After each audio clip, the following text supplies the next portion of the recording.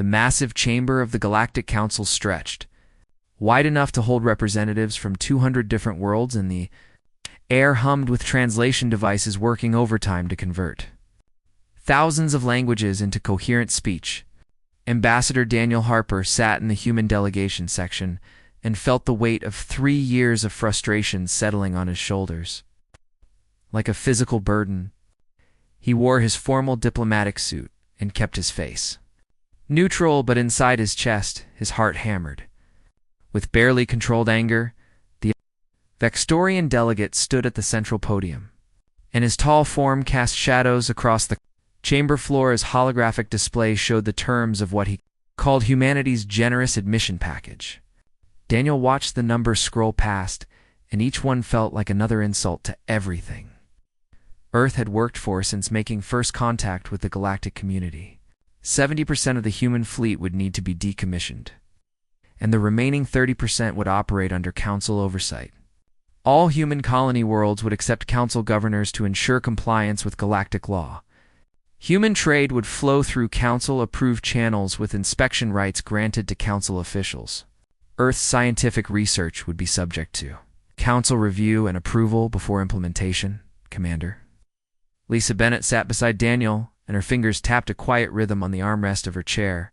She commanded the destroyer squadron that had escorted their diplomatic vessel to the Council station, and she understood better than most what these terms actually meant. They meant surrender without a shot being fired and subjugation dressed up in diplomatic language. The military officer in her wanted to stand up and tell these aliens exactly where they could file their generous offer, but discipline held her silent. The chamber filled with voices as delegates from dozens of species rose to support the Vextorian proposal. The Corthon representative praised the wisdom of bringing humanity under proper guidance before they could become a destabilizing force. The Zentari Hive speaker clicked approval and suggested the terms were more lenient than newcomers typically received. One after another, the ancient races of the galaxy nodded their various heads and agreed that, yes, this was the best possible outcome for the primitive humans who had barely learned to travel between stars. Daniel closed his eyes for a moment and remembered the briefing he had received before leaving Earth. President Helen Carter had looked tired when she handed him the sealed envelope in her. The voice had carried the weight of a decision that would reshape human history. The United Earth government had debated for 6 months about how to respond if the Council pushed too far, and the conclusion had been unanimous. Humanity would not bend, and if the Council would not treat them as equals, then humanity would walk away and face whatever came next alone. The vote was called, and the chamber's voting system lit up with green lights of approval marching across the display boards. 200 species signaling their agreement that humanity should accept these chains and be grateful for the opportunity. Daniel felt Lisa tense beside him as the final count approached, and he knew she was calculating the same thing he was. If they rejected these terms here and now, there would be consequences, and those consequences might include Council warships appearing in Earth's orbit within months. Daniel stood, and the movement caught attention because humans were supposed to wait until called upon before speaking. The chamber fell quiet, and thousands of eyes from hundreds of different species focused on the human, an ambassador who had broken protocol. He reached into his jacket with deliberate slowness and withdrew the envelope bearing the seal of the United Earth government. The paper felt heavy in his hands, and he broke the seal with a sharp crack that echoed in the sudden silence. He read the declaration in a clear, steady voice that carried to every corner of the vast chamber. Humanity withdrew from all negotiations with the Galactic Council, effective immediately. All human diplomatic staff would be recalled from Council space within 30 days. Earth was closing its borders to Council vessels, and all trade agreements were terminated. Any Council ship entering human space without explicit permission would be considered hostile. Humanity declared itself a sovereign entity outside Council jurisdiction and would conduct its affairs according to its own laws and principles. The silence lasted for perhaps 5 seconds before the chamber erupted into chaos. Delegates leaped to their feet and shouting filled the air in 100 different languages. The translation devices struggled to keep up, and the result was a cacophony of overlapping accusations and demands. The Vextorian delegate pointed at Daniel, and his mouth moved in what was clearly an angry tirade. But the words were lost in the general uproar. Security officers moved toward the human section, and their hands rested on weapons that had never been drawn in the council. Chambers' long history. Lisa stood and moved too. Daniel sighed, and her hand rested casually near her sidearm. The human security detail that had accompanied them to the session formed up without orders, and their movements spoke of military training and readiness for violence. Daniel folded the declaration carefully and placed it back in his jacket, and then he looked around the chamber at the chaos humanity's refusal had unleashed. Chancellor Veximer called for order, and his voice amplified through the chamber's sound system until it drowned out the other voices. The chamber slowly quieted, and delegates returned to their seats, but the tension remained thick enough to cut with a blade. The Chancellor stared at Daniel with an expression that might have been shock or anger or perhaps fear. He demanded to know if Daniel understood what he had just done and whether Earth realized the consequences of this action. Daniel met the Chancellor's gaze without flinching and spoke. In that same steady voice, he said humanity understood perfectly, and that Earth had made its decision with full awareness of what might follow. He said humans would rather stand alone and face whatever came than bend their necks and accept chains, no matter how prettily those chains were decorated. He thanked the Council for the opportunity to address them and informed them that the human delegation would be departing within the hour. The walk from the chamber to the docking bay, where their ship waited, felt like it took forever, and Daniel was conscious of every eye following their small group. Lisa kept close, and the security team maintained formation around them, and nobody spoke until they were safely aboard and the airlock sealed behind them. The ship's captain looked at Daniel with a question in her eyes, and he simply nodded. The engines came online, and the human vessel detached from the council station and turned toward home. Behind them, the Galactic Council descended into emergency session, and ahead of them Earth waited to learn whether its gamble would lead to freedom or destruction. The emergency session began for hours after the human delegation departed, and Chancellor Veximer stood at the center podium trying to maintain order while delegates shouted over each other in a dozen different languages. The chamber that usually operated with rigid protocol and ancient dignity now resembled a marketplace during a fire, and the Chancellor's calls for calm went largely ignored. The Vextorians had pushed for the restrictive terms on humanity, and now found themselves facing angry accusations from species who worried about the economic fallout. The Zintari Consortium representative named Cleth projected financial data onto the chamber's main display, and the crystalline being's voice crackled with barely contained panic. Human manufactured goods had flooded council markets over the past 3 years, and the numbers showed a pattern that nobody had paid attention to until now. Electronics from human factories outsold council products by margins of 3-to-1, and medical equipment bearing Earth patents filled hospitals on 70 different worlds. The consumer goods market showed even worse numbers, with human products accounting for nearly 40% of all trade in the retail sector. Cleth's display shifted to show projections of what would happen when human trade stopped, and the numbers painted a grim picture. 17 major manufacturing worlds would face immediate recession, and unemployment would spike across the Council's economic zones. Medical facilities would struggle to replace equipment they had come to depend on, and the consumer market would face shortages that could trigger social unrest. The crystalline being's final slide showed estimated economic losses in the trillions of council credits, and the chamber fell silent as delegates absorbed the implications. The military assessment came next, and General Thrace of the Archon forces stepped to the podium with data chips clutched in his clawed hands. The reptilian officer's scales had shifted to a dark, troubled color, and his presentation began with an admission that sent shockwaves through the assembly. Council intelligence had failed to accurately assess human military capabilities, and the error was not small. Every estimate the Council had relied on when crafting the terms for humanity's admission was wrong, and wrong by staggering margins. The holographic display showed surveillance footage from deep space monitoring stations positioned near human territory. Massive shipyard complexes orbited gas giants in the outer reaches of human systems, and the construction activity visible in the footage showed a scale of military production that rivaled the combined output of 5 Council founding species.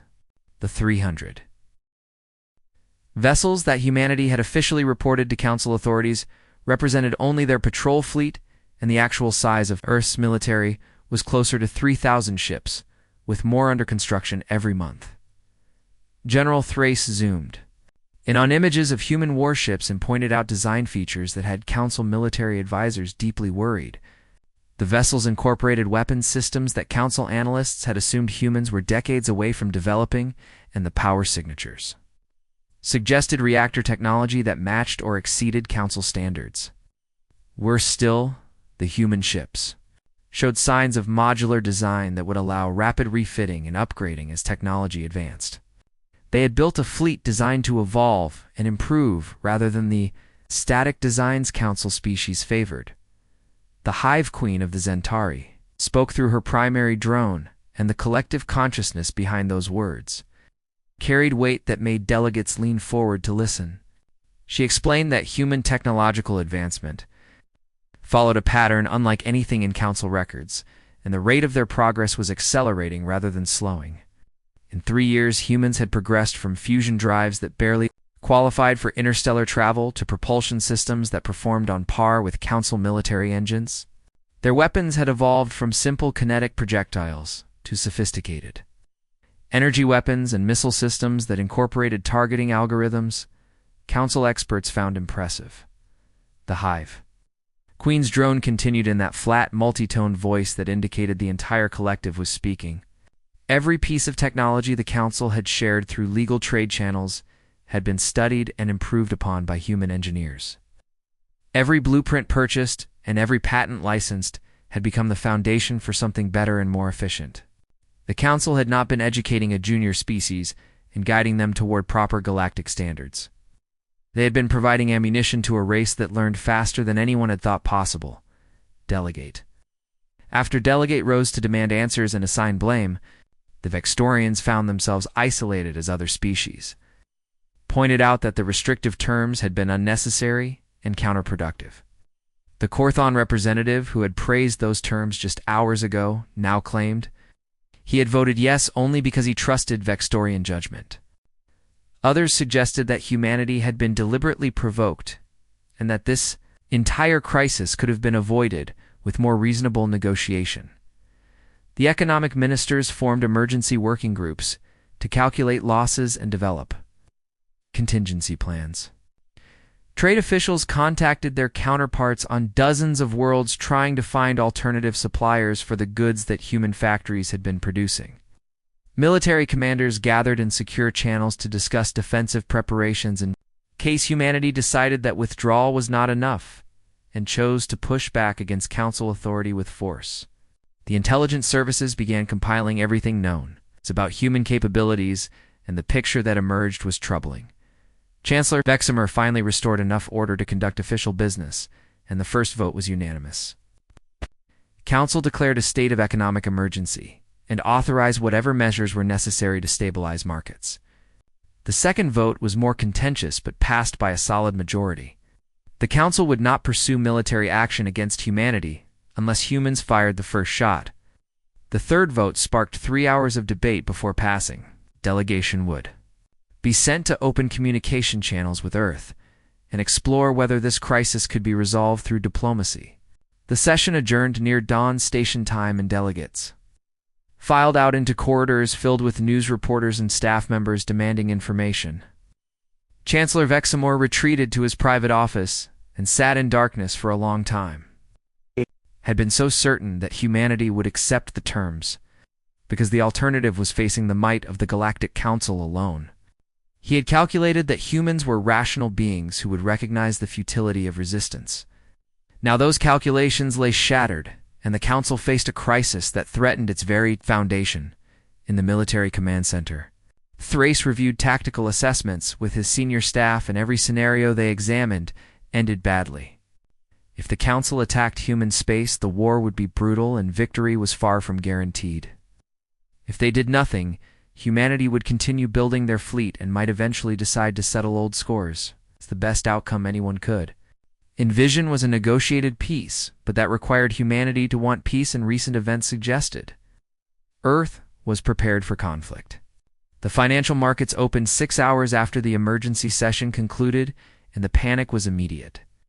Stock values for companies dependent on human trade collapsed, and manufacturing consortiums saw their assets plunge as investors fled to safer holdings. The Zentari Consortium declared force majeure on 36 contracts, and other trading groups followed suit within hours. Credit markets froze as lenders worried about exposure to the human trade sector, and the Council's central banking authority was forced to inject massive liquidity to prevent complete collapse. On the diplomatic channels, representatives from minor Council species began filing formal requests for reviews of their membership terms. The Farazi Republic pointed to humanity's actions as proof that the current system was unjust and demanded immediate renegotiation of trade agreements that had been imposed when they joined the Council centuries ago. 2 other species submitted similar requests, and rumors suggested a dozen more were preparing their own demands. The precedent humanity had set was spreading, and the foundations of Council power were beginning to crack. In the Secure Conference, room reserved for the Council's inner circle, the 5 most powerful species gathered without staff or observers. They spoke in hushed voices about the unthinkable possibility that their ancient institution might be on the verge of collapse, and they argued about how to respond to a crisis none of them had ever imagined facing. The humans had done more than withdraw from negotiations, and they had exposed the Council's weakness and shown other species that resistance was possible. President Helen Carter stood before the United Earth Government Assembly in Geneva, and the marble halls echoed with the sound of her voice as every representative from every nation and colony world listened in absolute silence. She wore a simple, dark suit, and her gray hair was pulled back in a practical style that spoke of someone too busy for vanity. Behind her stood Admiral Christopher Hayes in his military dress uniform, and his presence reminded everyone that Earth's words now carried the weight of military power to back them up. Helen spoke without notes, and her words came from a place of deep conviction that 3 years of diplomatic humiliation had burned into her soul. She told the assembly how the Council had treated humanity like children who needed guidance, and how they had demanded Earth surrender its sovereignty before even granting basic membership rights. She explained that the restrictive terms offered by the Vextorians would have made humanity nothing more than a vassal state subject to the whims of species who measured their civilizations in millennia and looked down on humans as barely evolved primitives. Her voice rose as she declared that humanity had not spent 2 centuries reaching for the stars, only to bow before alien masters who demanded submission as the price of admission to their club. The assembly erupted in applause that lasted for 5 full minutes, and when Helen finally raised her hand for silence, the determination in the room was a physical presence. The vote was called, and it was unanimous across every delegation. Earth would stand alone if necessary and face whatever consequences came from rejecting the Council's authority. The representatives returned to their respective governments carrying the message that humanity had chosen dignity over safety and freedom over convenience. In orbit above Earth, the lunar shipyards worked at capacity, and now that secrecy was no longer necessary, the full scale of human military production was visible to anyone with a telescope. The construction facilities that humanity had built in the outer system over the past 3 years were moving to high orbit where Council spy satellites could watch them work. Admiral Hayes had decided that hiding was no longer useful, and displaying strength might prevent the war that everyone feared was coming. Massive carrier vessels designed to deploy hundreds of fighter craft sat in final assembly berths, while technicians swarmed over their holes completing systems integration. Battleships that dwarfed anything in the Council's military inventory underwent weapons testing that lit up the darkness of space with railgun fire and missile launches. Captain Andrew Sullivan commanded the EDS Valiant and stood on his bridge, watching the fleet assemble through the forward viewports. His ship was one of 30 battleships that formed the core of Earth's defense fleet, and every one of them incorporated lessons learned from 3 years of careful observation of Council military technology. The Valiant stretched 3 kilometers from bow to stern and bristled with weapon systems that combined human innovation with carefully reverse-engineered Council designs. Her reactors produced enough power to run a small city, and her engines could push her to speeds that rivaled the fastest Council warships. Andrew had spent 20 years in Earth's naval forces and had commanded everything from patrol boats to destroyers before being selected for the Valiant's captain's chair. He understood that his ship represented humanity's statement to the galaxy that Earth would not be pushed around. The crew of 3,000 worked with practiced efficiency as they ran through combat drills and tested systems that had never been fired in anger. They knew that war might come, and they were preparing to meet it with everything humanity could bring to bear in the civilian sector. Marcus Chen coordinated Earth's economic response to the Council's trade networks collapsing. He was an entrepreneur who had built his fortune in interstellar shipping, and now he led a coalition of human corporations that were rapidly securing alternative supply chains. Mining operations expanded into asteroid belts that had been marked, but not yet exploited, and colony worlds accelerated their development programs to become self-sufficient.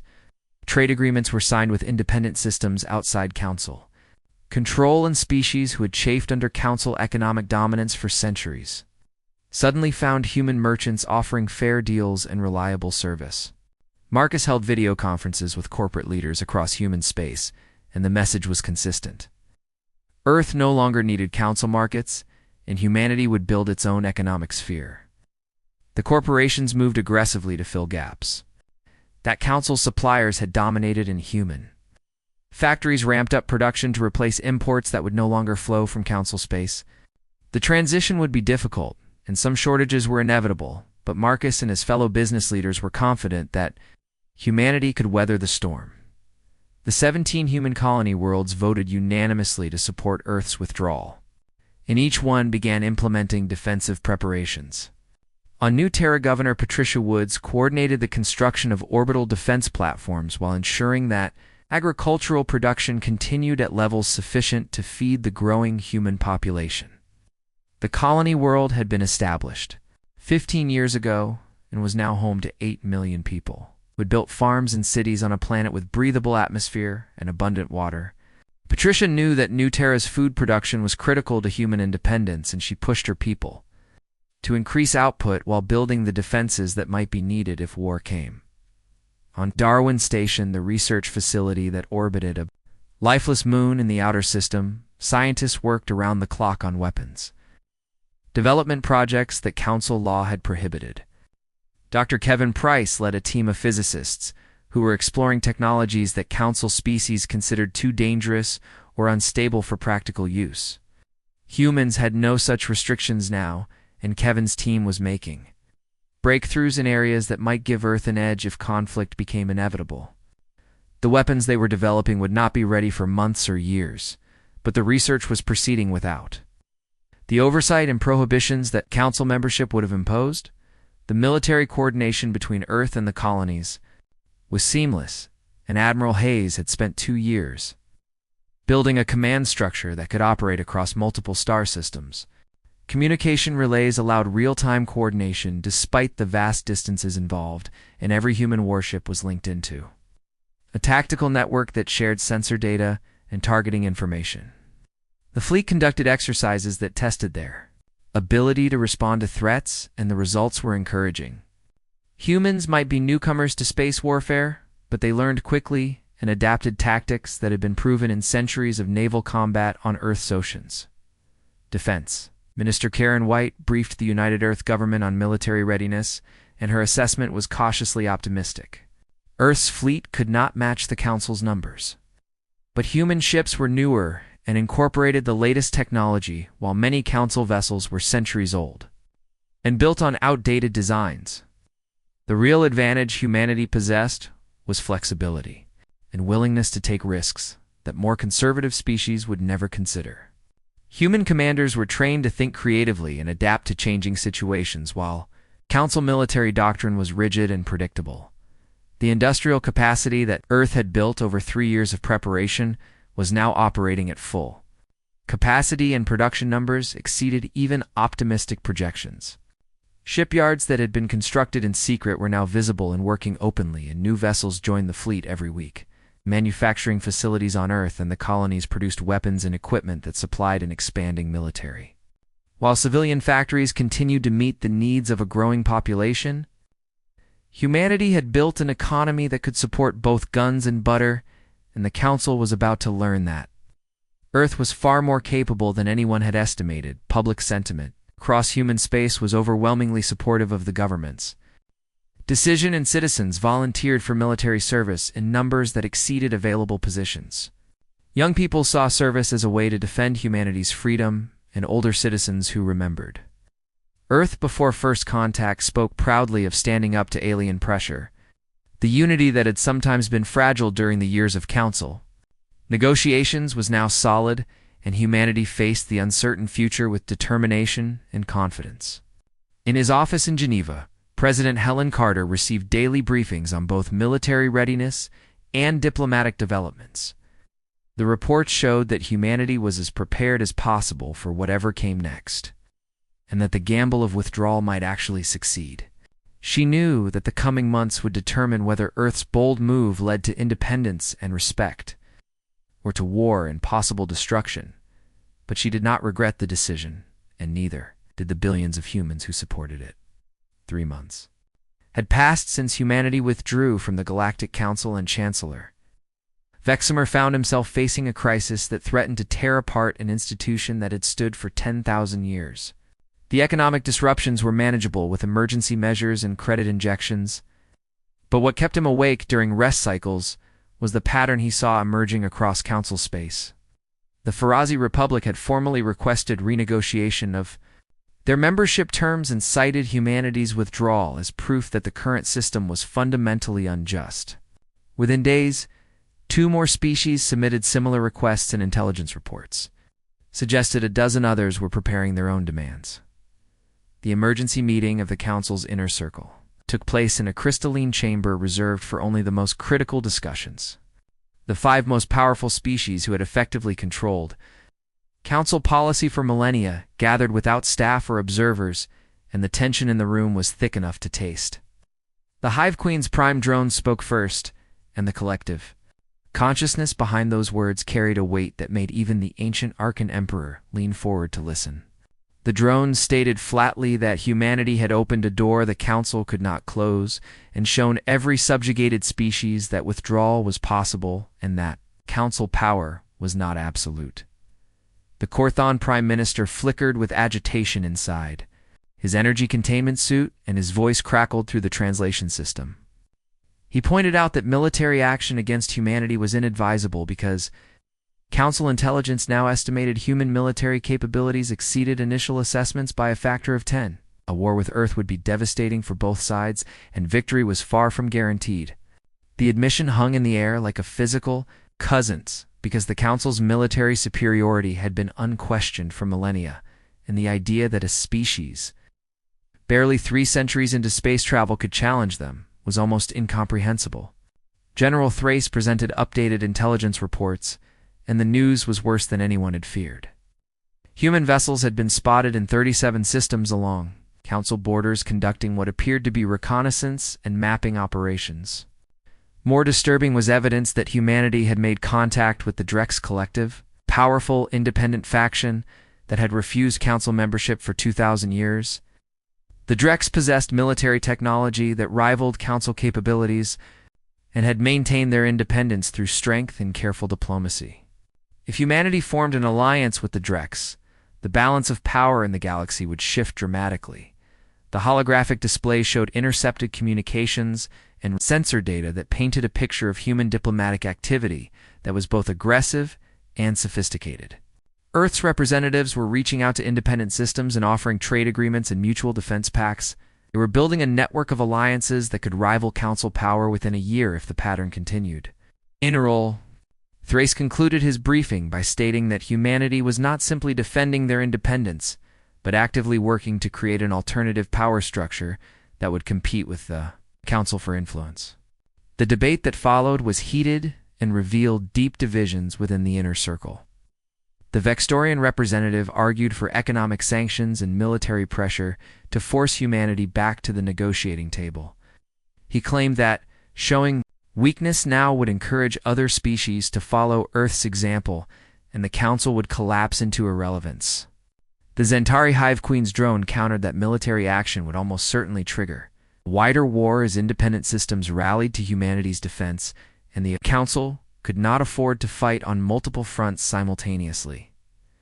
The Korthon Prime Minister suggested a complete reversal of policy and proposed offering humanity full membership with no restrictions as a way to bring them back into the Council framework.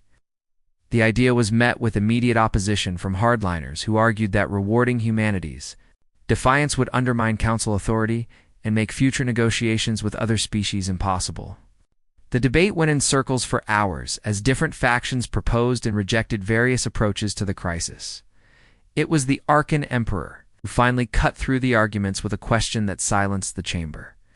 His ancient voice rumbled through the translation system as he asked what humanity actually wanted from the Council. The simplicity of the question revealed how disconnected the Council leadership had become from the reality of the situation. They had been so focused on maintaining control and preserving their power structure that nobody had seriously considered what Earth's actual objectives might be. Ambassador Keela from the peaceful Minari species had been sitting quietly throughout the debate, and now she spoke for the first time. The Minari were known for their diplomatic skill, and Keela had maintained quiet contact with human representatives. Throughout the crisis against the wishes of Council hardliners, she produced a document that she claimed represented humanity's actual terms for re-engaging with the Council. The Inner Circle members leaned forward to examine the list, and what they saw surprised them. Humanity wanted full sovereignty over all human systems with no Council oversight of their internal affairs. They demanded equal voting rights in Council decisions and refused to accept junior member status. They insisted on open trade with no discriminatory tariffs or inspection requirements beyond what applied to founding species. They wanted mutual defense treaties rather than mandatory military integration under Council command. The list was straightforward and made no unreasonable demands for special treatment or advantages over other species. The Archon Emperor studied the document in silence, and his ancient eyes moved slowly across each line. Finally he spoke, and his words carried the weight of millennia of experience. He observed that these were the terms of an equal, and not a supplicant. Humanity was asking for exactly what every founding Council species possessed and nothing more. The realization settled over the chamber like a heavy blanket, and the various representatives began to understand the magnitude of their mistake. The Council had treated humanity as inferior because they were new to space travel, and had assumed that being young meant being lesser. They had crafted membership terms that would have made Earth a subject state rather than an equal partner. The restrictive demands had not been necessary for galactic stability or Council security. They had been about maintaining a power structure that placed ancient species above newcomers and enforced a hierarchy based on age rather than capability. Humanity had simply refused to accept that hierarchy, and the Council had no good response. Chancellor Veximer spoke quietly and admitted that the Vextorians had pushed for restrictive terms out of fear rather than wisdom. He explained that his species had watched humanity's rapid advancement and worried about what it meant for the established order. If humans could go from primitive spaceflight to advanced warships in 3 years, then what would they be capable of in 30 years or 300? The thought had terrified Vextorian leadership, and they had tried to contain the threat before it could fully emerge. Now that strategy had backfired spectacularly and created the very crisis they had hoped to prevent. The Hive Queen's drone spoke again and pointed out that other species had been watching humanity's response to Council pressure. The minor members, who were now demanding renegotiation, had learned from Earth's example that resistance was possible, and that the Council would back down when faced with determined opposition. If the Inner Circle did not find a solution soon, the entire membership structure collapse as species after species demanded the same equal treatment that humanity sought. The Korthon Prime Minister suggested that perhaps the collapse of the old system was not entirely a bad thing. He argued that the Council had become complacent and corrupt over millennia of unchallenged power. The hierarchical structure that placed ancient species above newer ones had created resentment and inefficiency. Maybe humanity's challenge was an opportunity to reform the Council into something better and more just. The suggestion was met with skepticism from some members, but others nodded slowly as they considered the implications. General Thrace brought the discussion back to immediate concerns by reminding everyone that they needed to make a decision soon. Every day that passed saw humanity growing stronger and building more alliances. If the Council waited too long, any offer they made might be rejected because Earth would no longer need Council membership. The window for negotiation was closing, and the military option was becoming less viable as human capabilities expanded. Ambassador Keela proposed a solution that was radical in its simplicity. The Council should accept humanity's terms exactly as written, and then extend the same terms to every other member species. The reform would be comprehensive and immediate rather than gradual. Every restriction and discriminatory practice would be eliminated, and all species would join the Council as true equals. The proposal would transform the galactic order overnight, but it might be the only way to save the Council from collapse. 6 months after humanity's dramatic withdrawal, Ambassador Daniel Harper returned to the Galactic Council chamber, but this time entered through the main doors reserved for full member species rather than the side entrance that petitioners used. He wore the same formal diplomatic suit, but his bearing was different now because he represented sovereign power negotiating terms between equals rather than a supplicant asking for admission. The chamber was packed with representatives from NAID. Every Council species in the gallery sections overflowed with observers who had come to witness what many were calling the most important diplomatic event in galactic history. The Treaty of Geneva lay on the central podium in both physical and digital formats, and its pages represented months of careful negotiation between human diplomats and Council representatives. Chancellor Vexamore stood beside the document, and his expression showed a mixture of resignation and perhaps relief that the crisis had found a peaceful resolution. President Helen Carter sat in the human delegation section flanked by Admiral Christopher Hayes and other senior Earth officials. The ceremony was being broadcast across human space, and billions of people on Earth and the colonies watched as their representatives prepared to sign an agreement that would reshape the galaxy. The treaty's terms were simple and reflected exactly what humanity had demanded from the beginning. Earth joined the Galactic Council as a full member, with complete autonomy over all human systems, and no Council oversight of internal affairs. Human military forces would participate in mutual defense arrangements, but remained under Earth command. Trade would flow freely under terms that applied equally to all species, with no discriminatory practices. Most importantly, the treaty included comprehensive reforms to Council membership rules that extended the same rights to every member species, regardless of how long they had belonged to the organization. Chancellor Vexamore spoke first, and his words were carried through translation devices to every corner of the chamber. He acknowledged that the Council had made mistakes in its treatment of humanity, and that those mistakes had revealed deeper flaws in the entire system.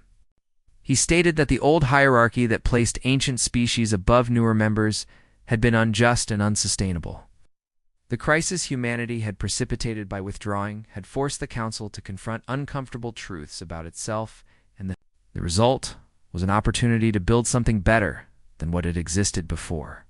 President Helen Carter approached the podium next, and her speech was brief but powerful. She explained that Earth had not withdrawn because humans wanted to stand apart from the galactic community, but because they refused to kneel before it. She drew a distinction between cooperation and submission that resonated with species throughout the chamber.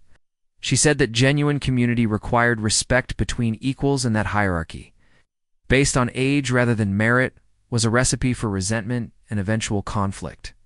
Her words were met with applause from delegates, representing dozens of species who had suffered under the old system. The signing ceremony took 2 hours as representatives from 2 100 species affixed their marks to the treaty document.